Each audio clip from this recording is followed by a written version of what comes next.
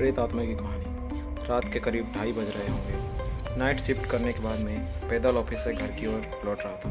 वाहन न होने के कारण बीते 1.5 साल से महानगर की सूनी, यवान और लंबी सड़कें हमसाया बनकर मेरे साथ चलती हैं। बाप रे, इतनी लंबी लंबी और भूतिया सड़कें खत्म होने का नाम ही नहीं लेती। बस चलती रहती हैं, रुकने का नाम ही नहीं लेती।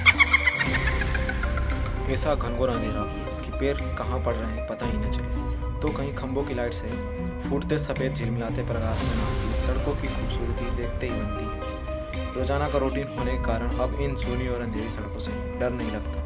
इन्हीं सूने और बियावान रास्तों पर दिन भर इतना ट्रैफिक और चहल पहल रहती है कि एक कदम पैदल चलना भी दूभर हो जाए।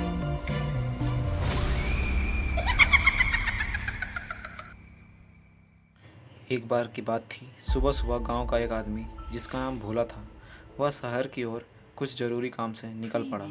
गांव के आने जाने का एक ही रास्ता था, वह भी जंगल से गुजरता था, इसलिए लोग उसमें अंधेरे में डर के मारे नहीं जाते थे और शाम होते ही कोई जंगल की तरफ नहीं जाता था। भोला राम जब उस जंगल से जा रहा था, गांव से कुछ दूरी जंगल में उसे एक औरत की लाश पेड़ पर लटकती नजर आई। वह एकदम डर गया और भागता हुआ गांव वापस आया। कुछ लोगों ने उसे इस तरह से भागते देख कहा, क्या हुआ भोला, तुम अभी शहर के लिए निकले थे और तुम भागते हुए वापस क्यों आ गए?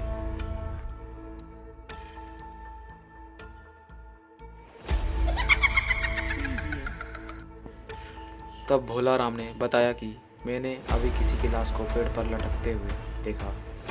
वह लाश किसी औरत की है। देखते देखते सारा गांव इकट्ठा हो गया कि क्या हो गया, कहाँ है लाश, चलो चल कर देखते हैं। तब सारा गांव उसे देखने को चल दिया। देखते ही एक औरत की लाश पेड़ पर लटक रही थी। यह देखकर गांव वाले सब हैरान हो गए।